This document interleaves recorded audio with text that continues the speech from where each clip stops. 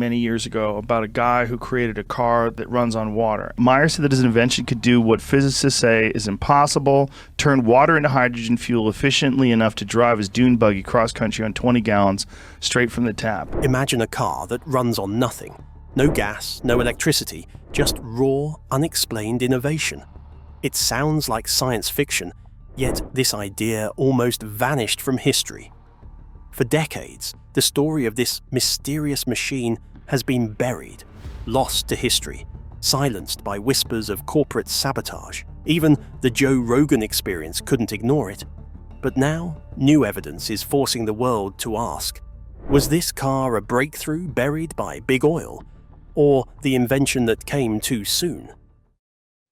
Imagine a world where gas engines fall silent, replaced by the soft hum of clean, limitless energy, where fuel is as abundant as the oceans themselves, and where the air we breathe is pristine. This vision is the heart of one of the most controversial stories ever told on the Joe Rogan Experience. At the center is Stanley Meyer, the American inventor who claimed his water fuel cell could power a car coast to coast on just 20 gallons of water. But before his breakthrough could change the world, Meyer faced lawsuits, fraud allegations, and a mysterious death. His final words were, "They poisoned me." Recalled, he said, "They poisoned me." That was his dying declaration. Was he a visionary silenced by powerful interests, or a fraud whose story spiraled out of control? To understand this captivating, controversial, and deeply unsettling story, we must first examine the invention, the man behind it, and the forces that may have tried to bury both. Stanley Meyer. Visionary or charlatan? Stanley Allen Meyer, born on August 24, 1940, was an American inventor whose life became inextricably linked with the pursuit of revolutionary energy. His journey into alternative fuels began in the early 1980s, a period marked by profound global concerns over fossil fuel depletion and environmental pollution. The lingering effects of the 1970s oil embargo, which had significantly impacted the United States economy and led to a sharp decline in car sales, created a societal backdrop ripe for the emergence of new energy solutions. This widespread anxiety about energy security and environmental impact fostered an environment where the public was particularly receptive to promises of miracle energy breakthroughs, even those that seemed to defy conventional understanding. Meyer's purported breakthrough was a device he termed the water fuel cell. He claimed this contraption could split water molecules into their constituent elements, hydrogen and oxygen, a process known as electrolysis. But here's the catch. It required minimal energy input, making it appear incredibly efficient. According to Meyer, his method transcended conventional electrolysis, which is notoriously energy-intensive and inefficient for net energy production. Instead, he asserted that his system utilized a unique application of electrical resonance and high voltage with very low current. The resulting gaseous mixture, which he dubbed hydroxy gas, was, according to him, capable of powering an internal combustion engine. A deeper look into Meyer's technical explanations reveals the voltage intensifier circuit, VIC, as central to his design. As described in his patents and explanations, this circuit comprised three main components: a signal pulse generator, a transformer, the VIC itself, and water tank electrodes. The pulse generator, typically consisting of timer IC chips and a MOSFET switching transistor, would produce an adjustable, gated on-off signal. This signal, originating from a low voltage source like 12 VDC, would then be fed into the transformer, the VIC. The transformer's role was to act as a voltage multiplier and step-up device, electromagnetically coupling the signal to its secondary winding to significantly increase the voltage to hundreds, and eventually kilovolts, while maintaining low current. Meyer claimed that the VIC created a resonant tank circuit, where electricity oscillated between components. A high-voltage diode was incorporated to prevent the circuit from discharging akin to a capacitor. By the time this high-voltage signal reached the electrodes submerged in the water tank, the voltage was in the kilovolt range. Given that a water molecule is a dipole molecule, possessing both a negative and a positive side, Meyer theorized that this intense high-voltage potential between the electrodes would stretch the water molecule to its breaking point, thereby liberating hydrogen and oxygen as a fuel gas. This was the alleged magic that Meyer claimed allowed his process to defy conventional physics, producing a combustible gas with minimal energy input and with water vapor as the only exhaust. The most compelling and widely publicized demonstration of Meyer's claims was his converted dune buggy. He famously stated that this vehicle, retrofitted with his water fuel cell, could travel an astonishing distance from Los Angeles to New York on just 22 US gallons, 83 liters, of water. Other reports suggested an even more incredible efficiency, claiming he drove over 100 miles, 180 kilometers, on a mere gallon of tap water. This was an extraordinary assertion that, if true, would have fundamentally disrupted the entire fossil fuel industry, valued at trillions of dollars. The dune buggy, boldly marked with water-powered car, became a potent symbol of this potential energy revolution, capturing public imagination and fueling hopes for a clean, abundant future. But with every bold claim comes the burden of proof, and Meyer's invention didn't just raise eyebrows, it challenged the very foundations of modern science. As excitement grew, so did the scrutiny. Could water really power a car? Or was this a case of science fiction colliding with scientific law? Physics on trial, the impossible promise of free energy. While Stanley Meyer's public demonstrations and bold claims captivated many, the scientific community met his assertions with profound skepticism. The core of this scientific opposition was not merely disbelief, but a direct and fundamental contradiction of established laws of physics, particularly the first and second laws of thermodynamics. These laws form the bedrock of modern energy science and are considered inviolable. The first law, the principle of conservation of energy, states that energy cannot be created or destroyed. The second law dictates that in any energy transfer or transformation, some useful energy is always lost, typically as unusable heat, making a truly perpetual motion machine impossible. Meyer's central claim was that his device required less energy to split water into hydrogen and oxygen than the energy released when those elements recombined, burned. This assertion directly violated the first law of thermodynamics, as it implied a net energy gain from the system. In reality, the energy input required to break the stable chemical bonds of water, H2O, through electrolysis will always be equal to or greater than the energy released when hydrogen and oxygen recombine. Water itself is a highly stable compound, meaning energy must be supplied to break its bonds. Energy is not released from them. Furthermore, the second law of thermodynamics guarantees that even if one could perfectly split and recombine water, the useful energy output would inevitably be less than the initial energy input due to inherent inefficiencies and energy dissipation as heat.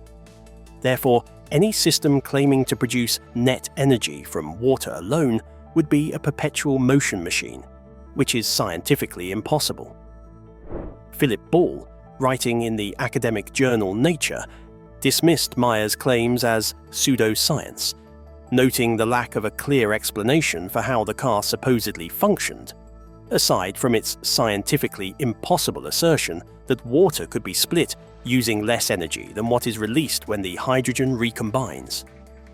Crusaders against pseudoscience can rant and rave as much as they like, but in the end they might as well accept that the myth of water as a fuel is never going to go away, he wrote. Skepticism around Stanley Meyer's invention didn't stay in the world of theory for long. It soon became a legal matter. In 1996, things took a serious turn when two investors, who had bought dealership rights to his water fuel cell technology, filed a lawsuit against him for fraud. That courtroom battle would become a turning point. During the trial, in a bold move to support his claims, Meyer agreed to let his car undergo testing by renowned electrical engineer Michael Lawton, a respected professor of electrical engineering at Queen Mary University of London and a fellow of the Royal Academy of Engineering. But when the time came for the examination, Meyer backed out. According to Lawton, the excuse he gave was weak and unconvincing. Lawton called it a lame excuse, and the test never happened. Still, the court pressed on. They brought in 3 independent experts to analyze Meyer's so-called water fuel cell. Their findings were clear and damning. There was nothing new or revolutionary about the device. According to them, it was just using regular electrolysis, the same old method known for years to split water into hydrogen and oxygen using electricity. The experts were all in agreement. What Meyer had presented as a breakthrough was, in reality, nothing more than a repackaged version of basic science. This meant that Meyer's device was merely performing the well-understood process of using electricity to split water, without any of the extraordinary efficiency or net energy gain he claimed. The Ohio court ultimately found Meyer guilty of gross and egregious fraud and ordered him to repay the 2 investors their money. This ruling legally invalidated his claims, at least in the eyes of the court, providing a definitive legal backing against the scientific feasibility of his invention. However, this legal defeat, rather than discrediting Meyer entirely in the public eye, paradoxically fueled the suppression narrative among his supporters. For many, the fraud label, instead of being a factual refutation, became proof of a coordinated effort by the system, governments, corporations, and the legal establishment to actively work against the inventor. This courtroom defeat didn't end the story. It gave it new life. For many of Meyer's supporters, the ruling wasn't proof of fraud, but evidence of a cover-up. Instead of discrediting him, the legal loss turned Meyer into a martyr, a man whose groundbreaking invention posed such a threat to powerful interests that he had to be silenced. They poisoned me. The cranberry juice and the mystery that followed. The story of Stanley Meyer took a dark and mysterious twist on March 21, 1998. That day, he was having a meeting with 2 Belgian investors at a local restaurant in Grove City, Ohio. What started as a routine business discussion, likely filled with hope and talk of big plans, suddenly turned into something far more disturbing. In the middle of the meal, Meyer clutched his throat, shot up from the table, and ran outside. Moments later, he collapsed in the parking lot, leaving behind more questions than answers. According to his brother, Stephen Meyer, who was there that night, Stanley's last words were chilling. "They poisoned me." That single sentence, spoken as he lay dying, immediately raised suspicions of foul play. Given the timing, the accusation couldn't have been more explosive. His invention was already surrounded by controversy. He had faced legal battles that labeled his work a fraud, and many believed his water-powered car posed a serious threat to powerful industries. So when those words were uttered, they weren't just a dying man's fear. They became the spark that lit a wildfire of conspiracy theories, casting a permanent shadow over his death and legacy. Following Meyer's sudden collapse and death, the Grove City Police initiated an investigation. The official report from the Franklin County coroner concluded that Stanley Meyer died of a cerebral aneurysm, a natural cause of death. The report also indicated that this finding was compatible with Meyer's pre-existing condition of high blood pressure. In addition, a toxicology analysis was performed, which, according to the lead detective Steve Robinette, yielded no poison known to American science. Within a mere 3 months, the case was officially closed, ruled a death by natural causes. Despite what the official report said, many of Stanley Meyer's supporters couldn't shake the feeling that something wasn't right. The coroner ruled his death the result of a cerebral aneurysm, but for those who believed in his work, that explanation felt hollow, especially considering the way he died. It was sudden, dramatic, and came right after he reportedly whispered the haunting words, "They poisoned me." To his followers, the timing seemed far too convenient. Just as his water-powered technology appeared ready to challenge the multi-trillion-dollar oil and gas industry, Meyer dropped dead. The idea that this was purely natural felt like more than a coincidence. It felt like a cover-up. His alleged last words gave the conspiracy real weight. A deathbed accusation has power, and in this case it fed directly into a belief that powerful forces had silenced him. The official toxicology report only made things murkier.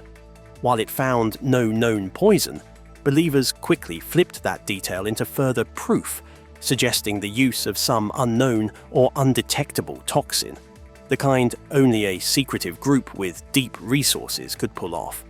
The contradiction between Meyer's final words and the coroner's conclusion created the perfect setup for a lasting mystery. And in the world of conspiracy theories, ambiguity is gold. The lack of hard evidence didn't end the suspicions, it strengthened them. For many, the silence in the report was confirmation that someone had made sure the truth would never come out. To this day, the debate over whether Meyer died by chance or by design still stirs conversation.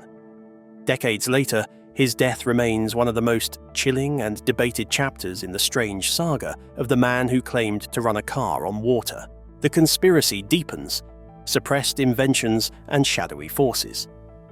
Stanley Meyer's story has become a foundational narrative within the broader free energy suppression conspiracy theory. This popular theory suggests that clean, cheap, and powerful energy technologies have already been invented, but big, powerful groups are working hard to keep them hidden from the public. These entities are typically identified as governments, large corporations, particularly those within the fossil fuel and nuclear industries, or even influential advocacy groups, all of whom, it is argued, have their established business models and economic interests threatened by such revolutionary breakthroughs. The theory suggests a coordinated effort to maintain the status quo and control global energy markets. According to proponents of this theory, the primary motive behind this alleged suppression is the preservation of the existing economic order and the sustained increase of fuel prices. The main idea behind this theory is that if energy were truly free or super cheap, it could shake up the entire global economy. The fossil fuel industry alone is worth trillions of dollars, so introducing a nearly free energy source would turn everything upside down. In Stanley Meyer's case, some claim the government or big corporations seized or deleted his patent rights to keep his invention hidden. But when you look at public records and patent databases, they show a much less dramatic truth. His patents still exist and are easy to find. Stanley Meyer did hold several patents related to his water fuel cell technology, such as US 4936961A and US 5149407A.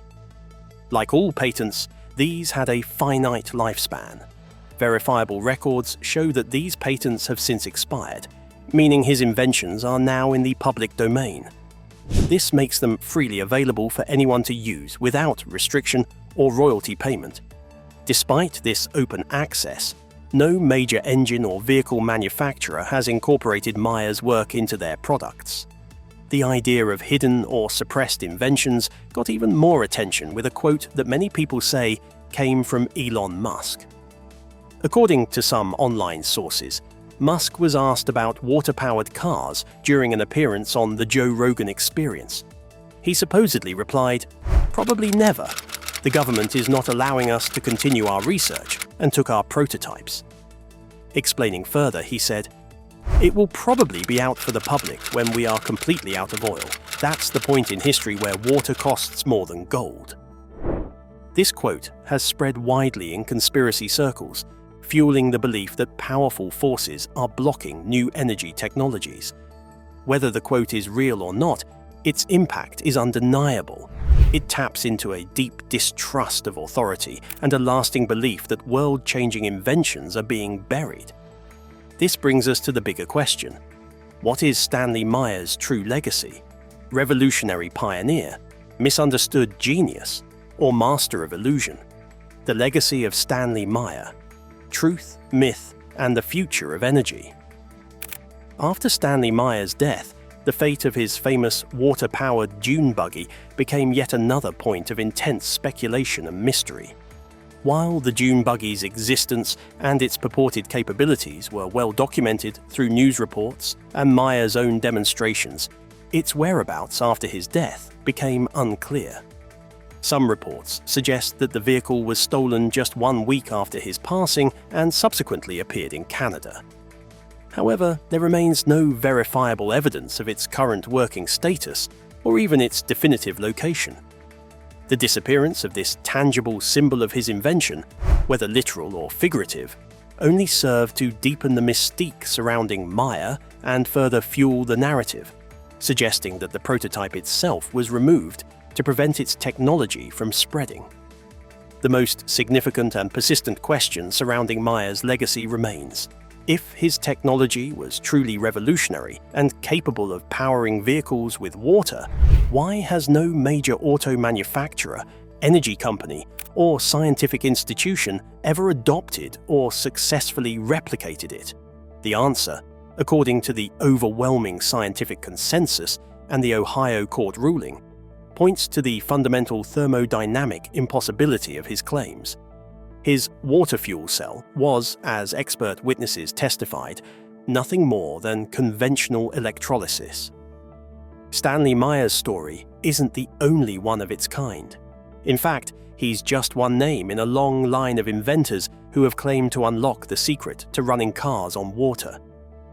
The idea of free energy has been around for decades, sparking hope, excitement, and often controversy. Time and again, these bold claims follow a familiar path: a dramatic announcement, media buzz, then close scrutiny from scientists, and finally, accusations of fraud or failure to prove the technology works.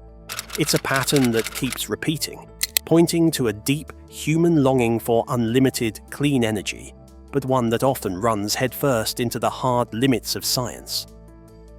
Take Charles H. Garrett in 1935, Malcolm Vincent in 1973, or Dennis Klein with his Aquagen in 2002.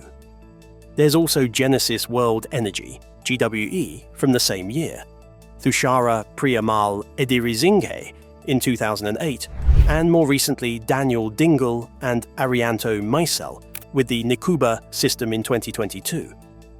All made headlines with water-powered car claims, and yet each one eventually faced serious doubts, scientific takedowns, or even legal trouble. The pattern is hard to ignore. Are these just empty promises built on wishful thinking, or is there something more behind the curtain? The repetition of these stories leaves room for wonder. Are we witnessing repeated failure or repeated suppression? Was Stanley Meyer a brilliant inventor who was silenced because his ideas were too dangerous? Or was he just a clever scammer whose claims fell apart when people looked closer? What are your thoughts?